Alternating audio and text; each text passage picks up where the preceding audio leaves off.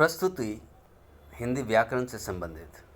जय होरो, सहायक शिक्षक हिंदी, बीटीएम उच्च विद्यालय मालकेरा। वर्ग नवम एवं दसम के छात्र छात्राओं के लिए अव्यय, उसका परिचय, उसकी परिभाषा, अव्यय के भेद एवं इस अध्याय के अंत में आप कुछ प्रश्नों को जिसका हल करेंगे आप, वो भी दिया जा रहा है ताकि आप भली भांति अव्यय को जान सकें। अव्यय ऐसे शब्द को कहते हैं जिसके रूप में लिंग, वचन, पुरुष, कारक इत्यादि के कारण कोई भी विकार उत्पन्न नहीं होता है। ऐसे शब्द हर स्थिति में अपने मूल रूप में बने रहते हैं।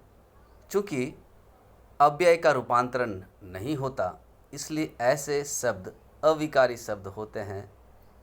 इनका व्यय नहीं होता है, अतः ये अव्यय हैं। जैसे जब, तब, अभी, इधर, उधर, वहाँ इत्यादि। इसके अलावा अन्य भी हैं, कब, क्यों, वह, आह, ठीक, अरे, और, तथा, एवं, किंतु, परंतु, बल्कि, इसलिए, अतः, अतएव, चूंकि, अर्थात इत्यादि। अव्यय के अंतर्गत क्रिया विशेषण, संबंध बोधक, समुच्चय बोधक और विस्मय बोधक शब्दों का स्थान है। अव्यय और क्रिया विशेषण। पंडित किशोरीदास वाजपेयी जी के मतानुसार अंग्रेजी के आधार पर सभी अव्ययों को क्रिया विशेषण मान लेना उचित नहीं है, क्योंकि कुछ अव्यय ऐसे हैं जिनसे क्रिया की विशेषता लक्षित नहीं होती। जैसे मैं भोजन करता हूँ, तब वह पढ़ने जाता है। इस वाक्य में जब और तब अव्यय क्रिया की विशेषता नहीं बताते, अतः इन्हें क्रिया विशेषण नहीं माना जा सकता। निम्नलिखित अव्यय क्रिया की विशेषता नहीं बताते हैं, जिनमें कालवाचक अव्यय, स्थानवाचक अव्यय, दिशावाचक अव्यय और स्थितिवाचक अव्यय। इनको बारी बारी से हम लोग देखेंगे। कालवाचक अव्यय, इसमें समय का बोध होता है।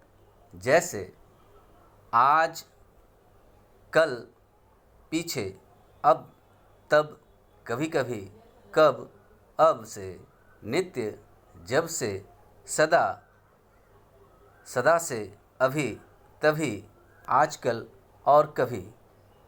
उदाहरण के रूप में हम देखेंगे, अब से ऐसी बात नहीं होगी। ऐसी बात सदा से होती रहती है, वह कब आया मुझे नहीं पता। इन उदाहरणों में अब से, सदा से और कब कालवाचक अव्यय है। दूसरा है स्थानवाचक अव्यय।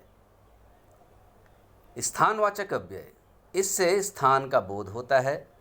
जैसे यहाँ, वहाँ, जहाँ, यहाँ से, वहाँ से, इधर उधर इत्यादि। उदाहरण के रूप में हम लोग देखेंगे, वह यहाँ नहीं है, वह कहाँ जाएगा।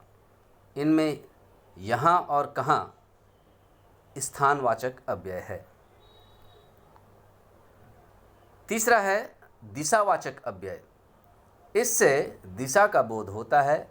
जैसे इधर उधर, जिधर, दूर, परे, अलग, दाहिने, बाएं, आर पार। ये सभी जो उदाहरण हैं, ये दिशावाचक अव्यय के उदाहरण हैं। चौथा है स्थितिवाचक अव्यय। नीचे, ऊपर, तले, सामने, बाहर, भीतर इत्यादि, ये सभी स्थितिवाचक अव्यय के उदाहरण हैं। अब हम अव्यय के भेदों के बारे में जानेंगे। अव्यय के सामान्यतः 4 भेद हैं। क्रिया विशेषण अव्यय, जैसे